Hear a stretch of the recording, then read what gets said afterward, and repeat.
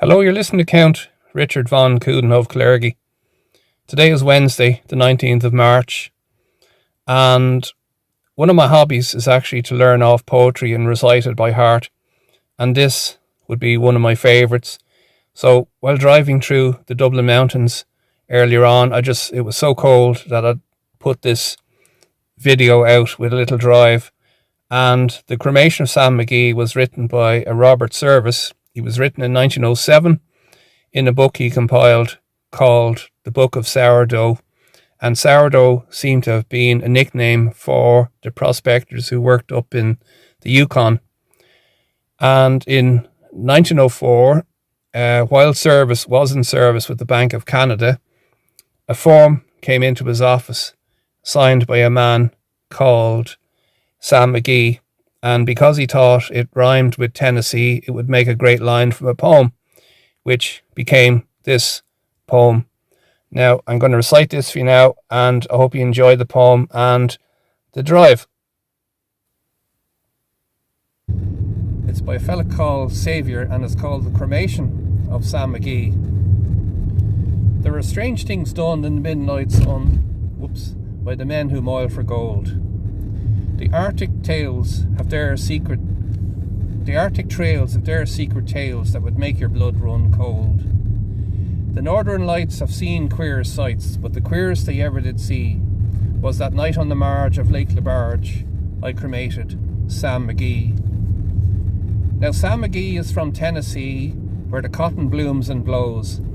Why he left his home in the south to roam, God only knows. Why he left his home in the south to roam, round the pole, God only knows. He was always cold, but the land of gold seemed to hold him in a spell, though he'd often say, in his homely way, I'd sooner live in hell. On a Christmas day, we were mushing our way over the Dawson Trail. Now speak of the cold through a parka's fold, stabbed like a driven nail. If our eyes were closed and our lashes froze, till sometimes we couldn't see. It wasn't much fun, but the only one to whimper was Sam McGee. And that very night, sorry folks, there's actually 12 verses to this poem, so I hope you'll bear with me. On that very night, as we lay packed tight in our robes beneath the snow, and the dogs being fed and the stars overhead were dancing heel to toe, he turned to me and Cap says he, I'll cash in this trip I guess, but if I do, I'm asking you not to refuse my last request.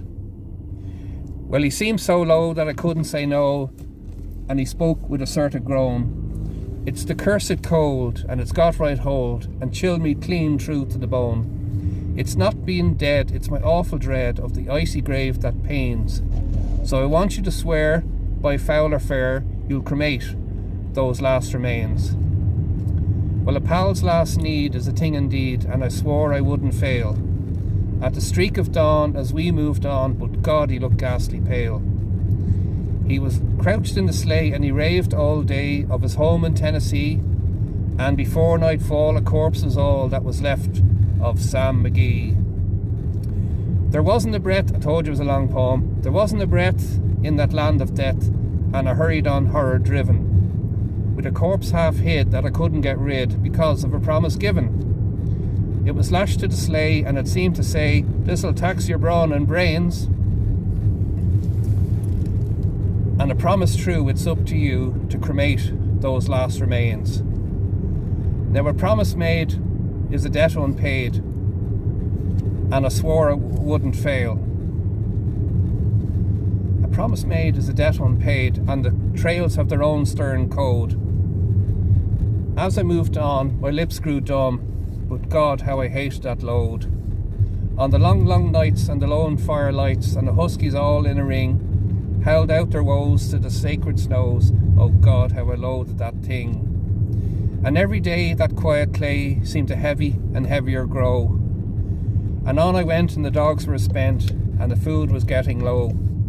The trail was bad, and I felt half mad, but I swore I wouldn't give in. And I'd often sing to that wretched thing, and it hearkened with a grin. Till I came to the marge of Lake Labarge, and a derelict there lay. It was wedged in the ice, and I saw in a trice it was called the Alice May. I looked at it, and I thought for a bit, and I looked at my frozen chum. Here, says I with a sudden cry, is my crematorium. Some boards I tore from the cabin floor, and I started a furnace, a boiler fire. Some coal I found that was lying around, and I heaped the fuel higher. As the flames soared and the furnace roared, such a blaze you never did see, and I dug a hole in the burning coal, and I stuffed in Sam McGee. Then I took a hike, for I didn't like to hear him sizzle so, and the stars and I took a hike, for I didn't like to hear him sizzle so, and the heavens scowled and the huskies howled and the wind began to blow. It was icy cold, but the hot sweat rolled down my cheeks, I don't know why, and an inky smoke in an oily cloak drifted across the sky. I do not know how long in the snow I wrestled with grisly fear, and the stars came out and danced about, and again I hearkened near. I was sick with dread, but I bravely said, I'll just take a peek inside. I bet he's cooked, so it was time I looked, so the door I opened wide. And there sat Sam, looking cool and calm, in the heart of a furnace roar. He wore a smile that you could see a mile, and he said, please shut that door. It's calm in here, and I greatly fear you let in the cold and storm.